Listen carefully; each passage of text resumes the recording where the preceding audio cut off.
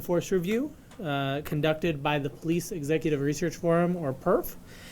The report, its recommendations, and the actions being announced today are about one thing: doing everything that we can to improve outcomes in the most challenging situations in which our police use force.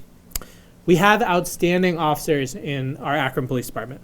Each day, they respond to challenging, sometimes very dangerous situations. Just this past Monday, officers responded to a fatal shooting and searched a nearby neighborhood and a metro park for someone who had just committed a murder. These situations are by very nature challenging and often require split-second decision-making.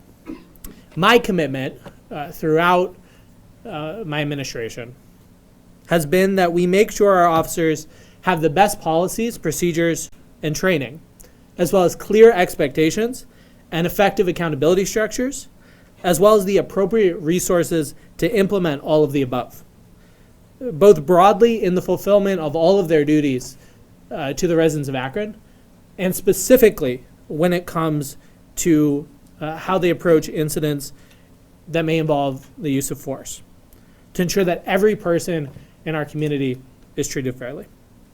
This issue has been a very challenging and painful one in our community. Today is about taking meaningful steps to ensure that we move forward, and it is a commitment to keep going.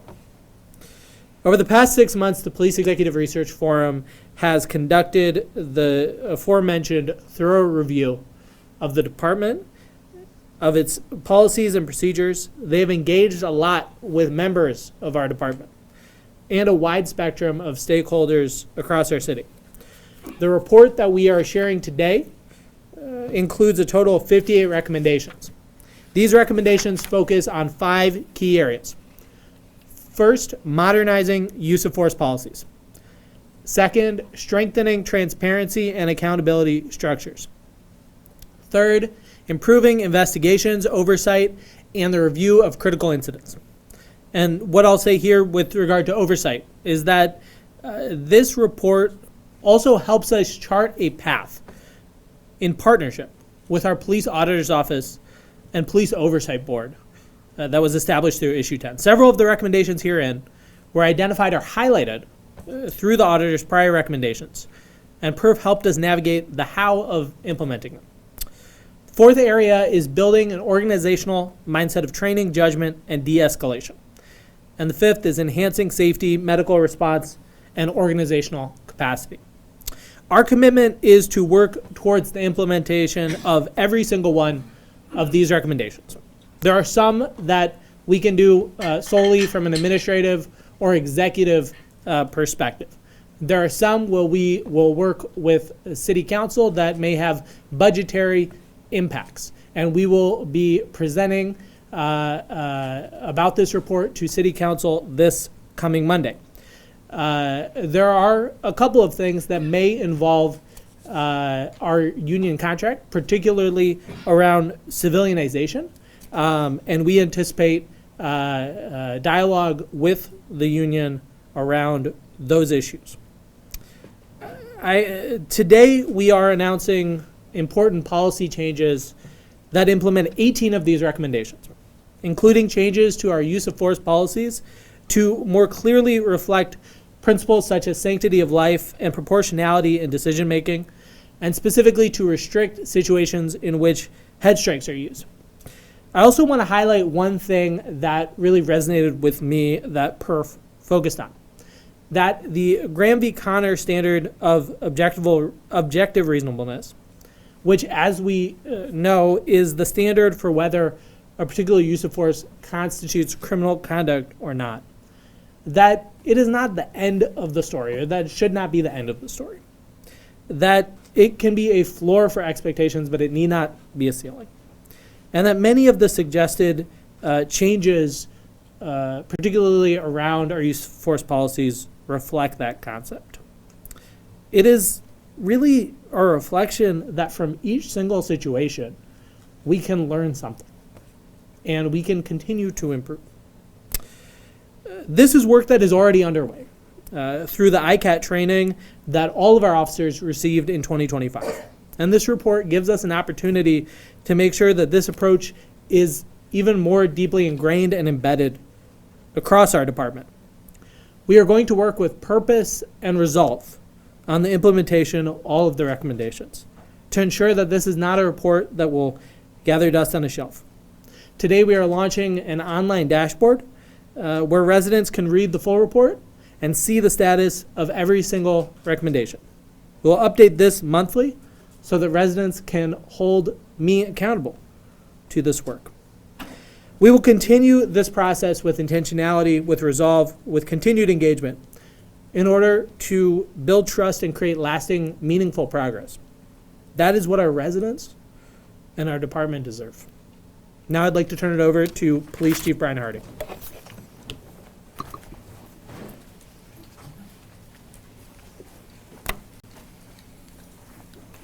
Thanks, Mayor. Good morning, everybody. First off, I want to start by thanking the PERF team for their work on this review. I also want to thank the community members who became a part of this, and especially thank our officers who participated so fully during this review process. I also want to start by saying we have a great police department full of really exemplary officers, men and women who show up every single day to serve our citizens.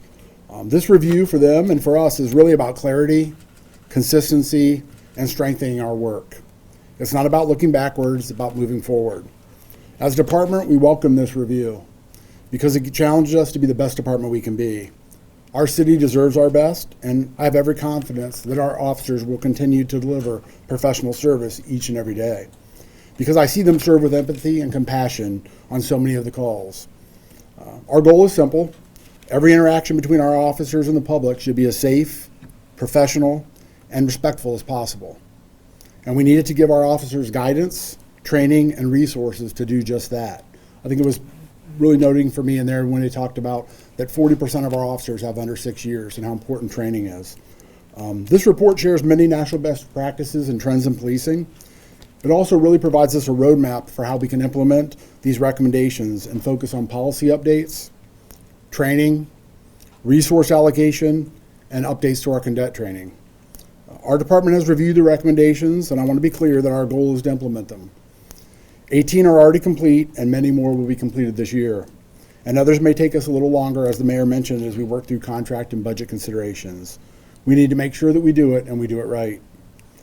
Our department believes in the concept of consistently improving. We believe there's something to learn from every incident, every encounter we have. And this report and many of the recommendations contained in here will only make us a stronger department. And we're proud of the steps we've already taken to do so. At this time, I'd like to turn it over to Chief of Public Safety, Craig Morgan.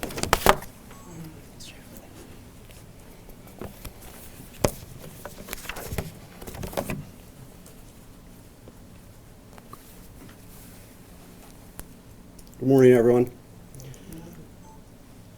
Thank you, Chief, and thank you, Mayor, for the opportunity to be here.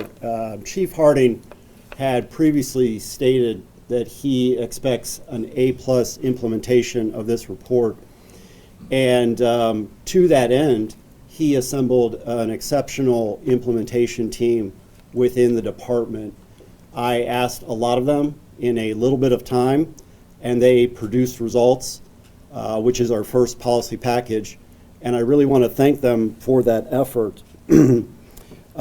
This will give us the momentum necessary to continue to deliver the results that we want throughout the rest of this year. PERF provided us a 2-year phase timeline for implementation of the report. However, we are going to be, we're going to act with a greater sense of urgency, particularly within the first 6 months. By the end of the year, our goal is to deliver a second policy package and to have implemented approximately 42 to 43 of the recommendations. As we move into 2027, we'll be dealing with about 12 to 14 recommendations, and half of those, the majority of half of those, focus on training and long-term professional development for our officers and our department. The Akron Police Department's Training Bureau is a key pillar in the implementation of this report. Our officers receive excellent training In fact, many of the recommendations in the PERF report concerning revisions to existing procedures formalizes in writing the training that our officers already receive. These recommendations will provide our procedures more explicit language and clarity for our officers. Looking at the recommendations, each category reflects similar goals: clarity, strengthening our accountability measures, and promoting safer outcomes for everyone. We have a great department filled with great people. The PERF report provides us a blueprint how our department evolves and modernizes through 2026 and beyond. So looking at the 5 categories, I'm just going to give a brief overview of some of the recommendations touched by each category. The first category, modernizing our use of force procedures, policies. As I mentioned, the goal is about giving our officers clearer guidance and providing greater detail into our procedures for the public. Some of these recommendations include clarifying the definition of reportable force, limitations on strikes to the head, and clarifying the use of our safety restraint device known as the RAP, both of which those recommendations intersect with recommendations previously provided by our police auditor. Additionally, clarifying activation and deactivation requirements for body-worn camera, and adding some specific guardrails when it comes to the use of tools such as tasers. The second category, strengthening transparency and accountability measures. We want to pull back the curtain and let the public see how the work gets done. This includes the launch of our dashboard, which the mayor mentioned earlier, incorporating reoccurring issues identified by our auditor into our training, and monitoring and enforcing consistent use of body-worn camera, also identified by our auditor. The third category is investigations, oversight, and critical incident review. We really want to expand our supervisors' capacity to be in the field, along with structure the review of critical incidents. Some of the recommendations include consolidating all of our use of force investigations and complaint investigations within the Office of Professional Standards and Accountability. And this is going to serve 2 goals. One, it will result in more consistent evaluation of those investigations. And 2, more importantly, it will give us it will give our sergeants that opportunity to be out there in the field and giving that critical supervision to their officers, particularly coordinating with our field training officers. And finally, it will also increase the consistency of how policy violations are documented, which also intersects with previous recommendations provided by the auditor. We will also be expanding our shooting review board to a critical incident review board to examine a greater scope of incidents and assess recommendations. The fourth category is building an organizational mindset of training, judgment, and de-escalation. This is intended to support our officers' decision-making in real time. Some of the recommendations touch on integrating more de-escalation and scenario-based use of force training, emphasizing decision-making in high-stress environments, and most importantly, utilizing training to constantly reinforce change in procedure. The final category, enhancing safety and medical responses and organizational capacity. That focuses on safety before, during, and after an incident. We're going to be strengthening some of our medical and safety protocols, in particular the way the police department and Akron Fire Department can coordinate on particular incidences, improving equipment guidance and oversight, and finally, as Mayor touched on, increased civilianization of certain roles within our department. This will ensure safety is prioritized at every stage and free up personnel able to take police action from roles that may better be filled by qualified professionals.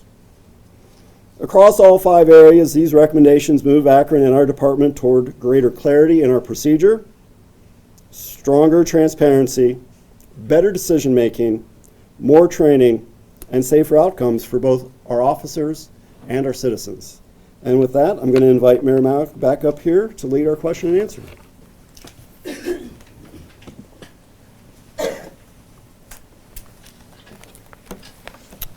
Before we take questions, I want to thank each and every person who's been a part of this work. A lot of time and energy has gone into this, and it has not been easy. But I truly believe that it will result in changes for the better. For our officers, for our department as a whole, our residents, and the entire city of Akron. With that, we'll take your questions. Mayor, what surprised you in the report? I don't know that there's one thing that jumps out at me. I mentioned before kind of the focus on the Graham B. Connor standard and kind of this idea that, you know, it need not be a ceiling, but could be a floor. I think that, you know, it's as people digest it, I think you can tell how much effort and thought went into it. I thought that particularly one thing that's really resonated with me, another thing, is the importance of the first line supervisors, the sergeants, and the importance of making sure that they have the time to be able to supervise officers, right? And especially those officers who, as our cadets are coming out, we have our field training officers, and you know, that's an additional duty that they're taking on, making sure that our sergeants are able to spend as much time doing that work instead of paperwork back at the station. That's something that has really resonated with me. Going back, you know, years, I've heard people say that that's the most important role in the department, those first line supervisors, and I think this kind of highlighted that. So you briefly talked about an implementation team, but I'm curious, what's the agency or body that is analyzing whether the recommendations are being met actively? Absolutely. So I think a couple things here. I think Chief Chief Harding and Chief of Safety Craig Morgan can talk a little bit about the implementation team, which includes folks from the police department, across the department, as well as from law and HR. Separately, obviously, we have an independent police auditor's office, right? And I think, you know, we've engaged that office and the board as key stakeholders during this process. And I think part of this is that we will transparently share monthly the status of all the recommendations, right? And so even before a recommendation is complete, we'll share what action steps we have taken, right? And update that monthly. And I think that's a clear commitment to transparency. We didn't want this to be something where we take it in and we say, we'll get back to you in a couple months about what we're gonna implement and what our responses are. We wanted to move with deliberation on this. But the second piece of it is that it will also be for the independent auditor's office and the oversight board to also independently share their judgments about how we're implementing this. And that's a key part of them being independent, is that they are separate and apart, and at an arm's length can offer their judgments themselves as well. Bob? Dave, it's okay. Sorry, Dave. That's all right. Mayor, Bob's usually sitting there. yeah, I know. Well, Bob's at 6 there. Boss Yeah, is usually yeah. here too, so. Yeah. Hey, I have two questions, Mayor, sorry. One, you mentioned that some of this may involve union contracts. I noticed that the report made a point to say about in the review process of use of force policies of individuals of officers involved in use of force policies, that the exceedingly low rate of out-of-policy findings, and said that even if every one of these findings was entirely legitimate, the appearance of near unanimous in-policy findings creates its own credibility problem. It looks as if the outcomes were preordained, and that is because the reviewers and the officers are represented by the same union. Is that something that, I noticed the union isn't represented here in this discussion today, but is that something that is on your Yeah, dartboard here? so as I've said, it is our intent to implement all of the recommendations, right? Now, certainly, I want to be clear, right, that I have respect for the work that our officers within internal affairs do, right? But I think, to your point, I think the portion that you cited talks particularly about, you know, even the appearance, right? And so we've worked on that in different ways, right? The deadly force incidents are investigated through an alternative process on the criminal side. We talked today about how we're consolidating the review of use of force incidents and complaints, as well as other internal investigations within the same office to have more consistency across the board there. But I think one of the things that's clear in the report is how the union bargaining unit stacks up against other cities in Ohio, and I did think that was notable. But the reality of this is that the way in which we engage with the union is a relationship with two parties, right? And so we are not in a position to force the union to be different. This is not the union's report, right? I appreciate Union President Lucy being here and engaging in the process, right? And I will leave it for him to share the union's perspective on this, just like I will leave it to our police auditor. Thank you for being here, sir, to share his office's perspective on it, or community stakeholders to share their perspective on it. I don't anticipate that everyone will agree on every last piece, but I do think we will be committed to working with every partner around this and listening to their opinions. One more quick question. I think we're going to go to others, Okay. and then we'll come back to you. And I didn't recognize you, Dave, because you didn't have your Fox 8 windbreaker. Oh, that's right. Spectrum? The report stated this isn't PERF's first time here. Can you give us any information on the 2011 report that was recommended? Were recommendations done? Anything happened with those recommendations? Yes, thank you for the question. When I started on city council, that report was something that I went back to. And if you look at that report, it's broader than just use of force, right? It was kind of a general assessment of the department. So a lot of what it dealt with was about kind of organizational structure. And that's something we're now currently right now in the middle of a police department staffing study, and which covers a lot of those things. There were changes that came out of that department, particularly around shifts, around, again, how some of the organizational structure worked. And there were a couple of things that related to body-worn cameras and use of force. But this is, I think, to my understanding, the first time we have done a deep dive comprehensive review, particularly on the issue of use of force. I just had, you had mentioned the establishment of a critical incident review board. Do you have an idea of what that might, it sounds really interesting to me. Do you have an idea of what that might look like or how that might be formed? Yes. So, the PERF had a number of ideas here that they shared and are detailed in the report. What I'll say is that we did have an opportunity to observe via Zoom a version of this in Baltimore, Maryland, and observe as they walk through kind of a debrief of a number of different cases. And it was interesting how it works. As I think our chief of safety said, we have a firearms review board that currently exists. I think this is a little bit more broader and stronger and more robust to ensure that every section of the department is kind of getting those lessons back and those feedback loops are being closed, so that if there's a lesson, that the same lesson goes back to training or to patrol or to internal affairs, et cetera, right? And I think, part of that is also, figuring out if any other entities are needed as part of that, external to the department. But I think we are going to work hard to put that together. But again, you probably, that's one of the things that, we didn't do overnight, because that's something where we probably need to take what's being done in a couple other cities and kind of acronize it and make sure it works with our system. In the report, it noted that quite a few, in a lot of the meetings with Akron police personnel, that they were reluctant for the report to deviate much from the Graham standard.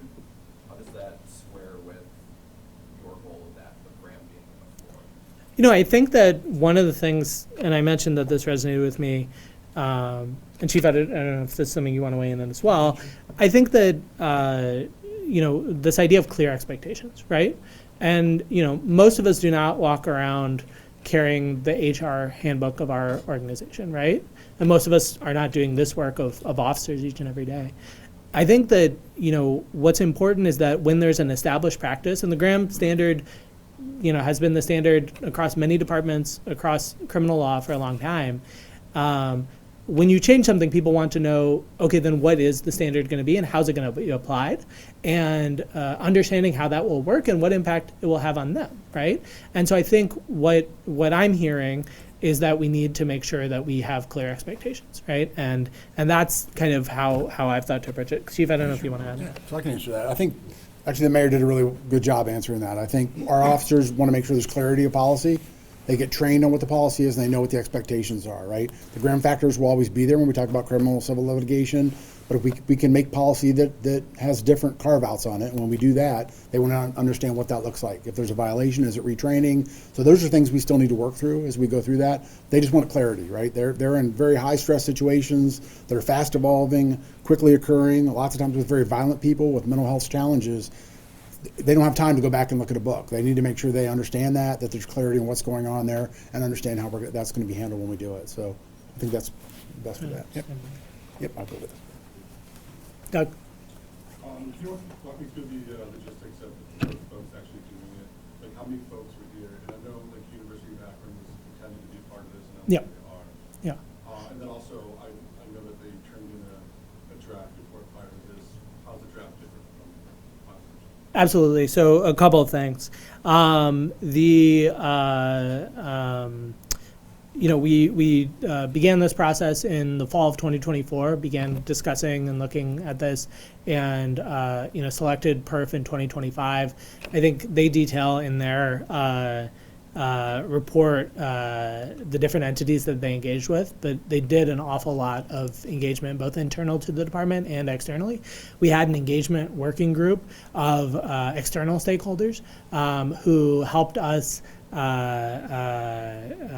kind of brainstorm stakeholders to reach out to. And again, PERF did an awful lot of work around that. Happy to get you more information beyond what's listed in that intro. From there, I think PERF kind of digested all of that.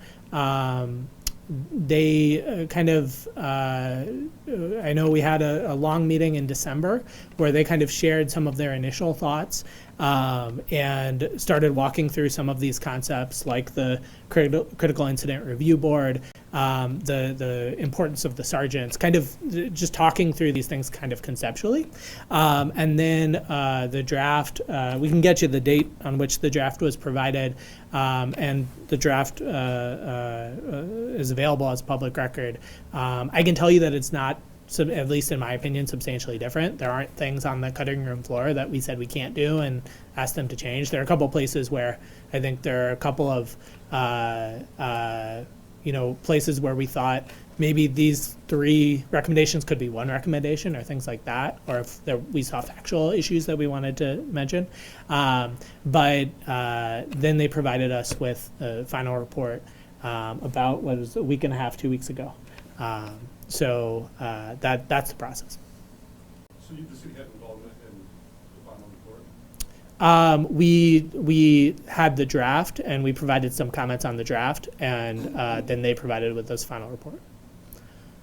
Anyone else who hasn't asked a first question? Okay.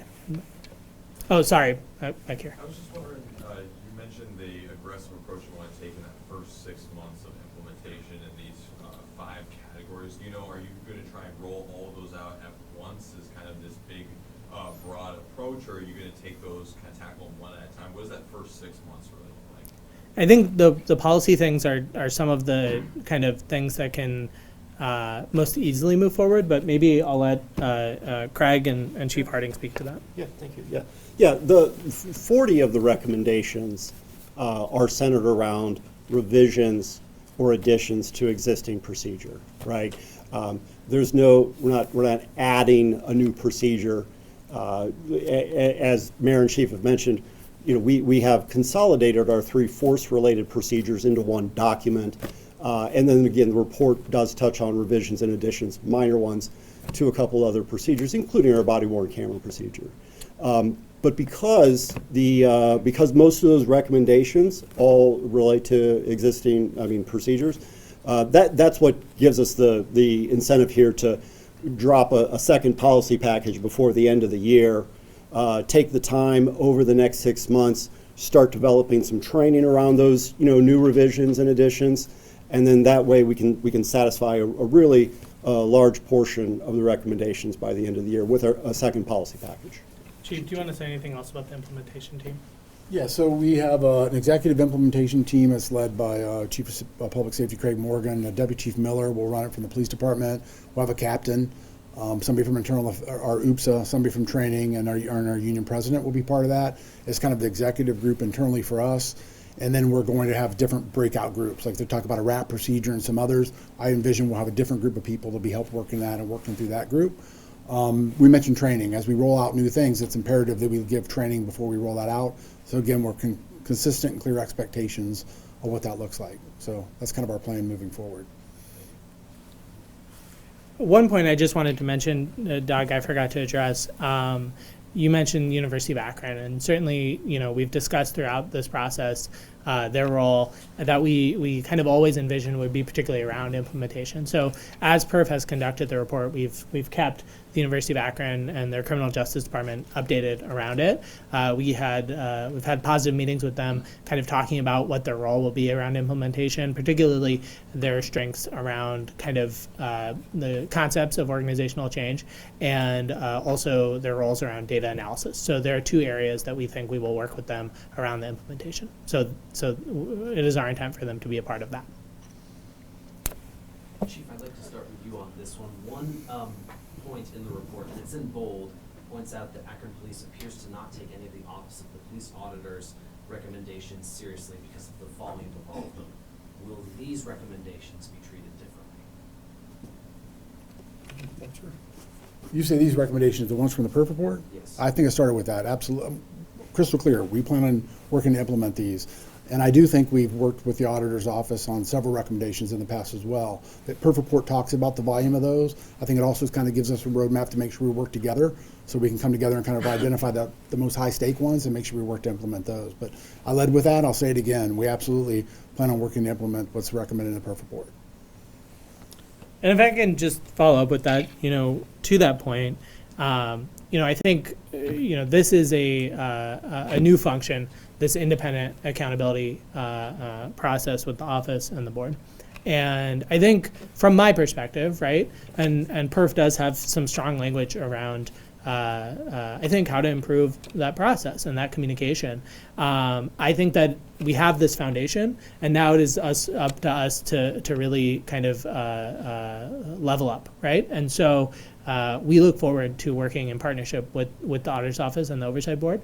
And that's why I particularly wanted to note that, a number of the areas in which there are recommendations, including the recommendation around head strikes being implemented today, are places where over the past 2 years the auditor has uplifted these issues with regard to review of specific incidents. And in my view, always this report has not been about creating a redundant system. It's been about, in many cases, the auditor's office has given us the what through these individual reviews, and PERF in some ways helped us with kind of the how of implementing. And so that's how I view it, but I view it as, a role in which we have to continue committing to building what that relationship looks like with an independent accountability mechanism. That's not always going to be straightforward. It's not always going to be easy, but we're committed to doing that work.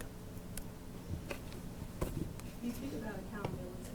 The report stated in 2024, the city agreed to a process that the mayor would respond to OIPA's recommendations within 45 days or give an explanation for declining. How has that been successful for you? Has it been successful, and will you continue with that process through the implementations? Yeah, and this is actually one of the areas that I wanted to be sure that they understood from the draft, right?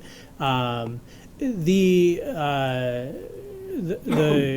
did come out with that 45-day commitment, and I think from my perspective, there are kind of two buckets of reports, right? There are reports where the auditor's office concurs with the findings of internal affairs, but has additional recommendations. And there are reports that where the auditor disagrees with the findings and actually is requesting that we change those findings and say that there was a rule violation and implement discipline, right? And what I'll say is that we did find it difficult to respond within 45 days to all of those reports, right? And so what we've tried to do, and there's been a lot of dialogue around it, right? It's not that we were silent, right? And we can provide you with kind of a specific timeline of our responses and that kind of thing. But what we've tried to do now through, again, ongoing dialogue and partnership with the auditor's office is to really prioritize the immediate responses around the reports where there's disagreement and a request to actually change the discipline, right? Because there is a timeline under the union contract and otherwise that we want to make sure we get those handled and prioritize those. On the other reports where there's more advisory recommendations, but there isn't an instant disagreement about discipline, those are probably going to take more than 45 days. But again, this is actually a pretty good example of the fact that this is a new mechanism for the city. And so we have to make sure that we have the capacity, both within the administration and within the police department, to be able to respond in a timely fashion. And so part of that was trying to work on agreeing to change with the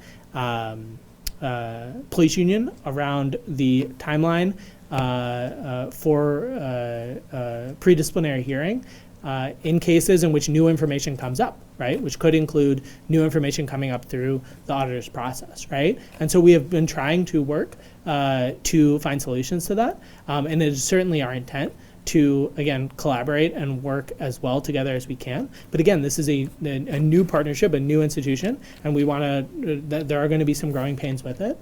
We have tried to be very communicative through that and prioritize responses. Mayor, just your thoughts about another observation of the report here that says that the Citizens Police Oversight Board's effectiveness is inherently constrained because the charter amendment did not grant it meaningful enforcement authority over its recommendations. Look, I will say, as someone who was part of the push to create issue 10, that and you can go back and pull the tape, a charter amendment cannot change the union contract, right? And so changes to the union contract have to be bargained for. We have worked very hard through the last union negotiation to try to make sure that we are creating the strongest possible structure that we can to have a successful department. And a lot of that was discussions about kind of the balance between labor and management rights, right? And I'm not gonna kind of get in here and walk through each tiny piece of the negotiations, but what I can say is that, our desire is to create effective structures, and that has always, though, been clear that charter amendment cannot do something that the union agreement itself cannot do, and there are, and so yeah, I would just note that. Will you talk a little bit about City Council's role in this? What's going to happen Monday? Do they need to sign off on any of these recommendations?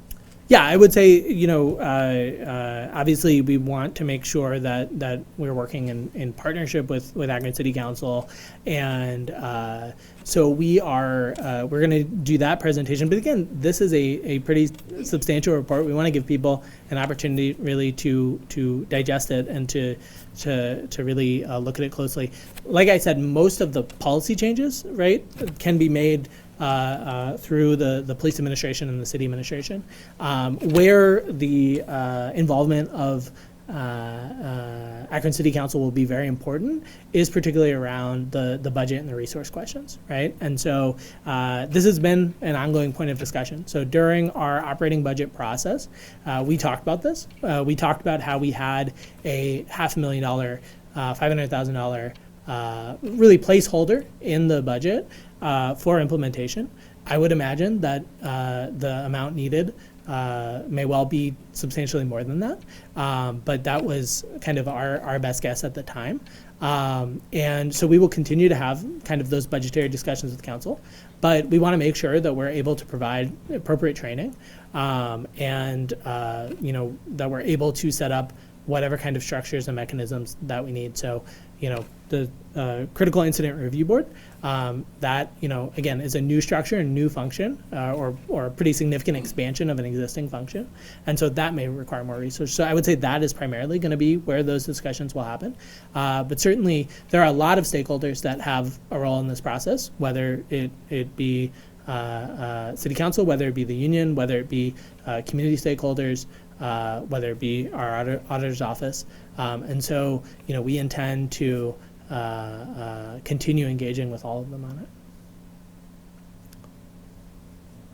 Doug? So my understanding is the new policies in effect today incorporates some of the PERF recommendations. Yes. My civilian read of it appears it could be more permissive of force than the old one. The phrase, any use of force that is not necessary, proportional, and objectively reasonable, and does not reflect reasonable de-escalation.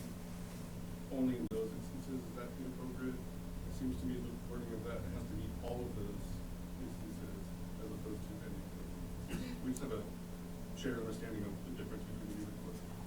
Yeah, what I would say is I'm happy to look at the language and follow up with you. I certainly don't think the intent is to be more permissive, but without having the language directly in front of me, I don't want to speak to that. Now that the report is out and you all have a timeline, what does success look like and when is that going to be addressed? I think success looks like implementing these recommendations, and it means showing people how we do that, working on helping our officers to understand what these recommendations mean, and also our community members. And at a basic level, from a policy perspective, but then kind of from that training and mindset perspective.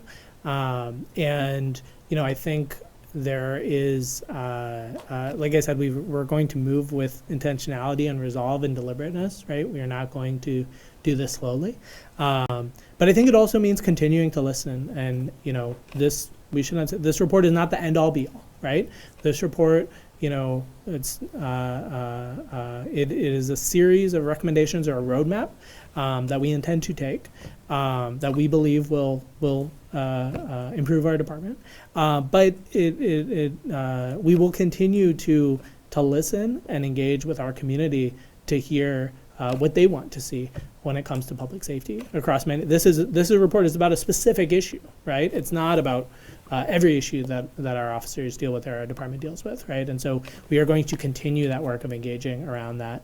But I think, again, going back to your question, really helping people see how we are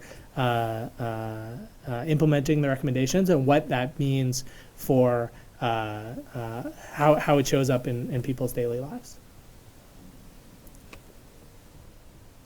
Anybody else? All right, any final thoughts that maybe? Thank you. All right, I want to thank everyone for being here today.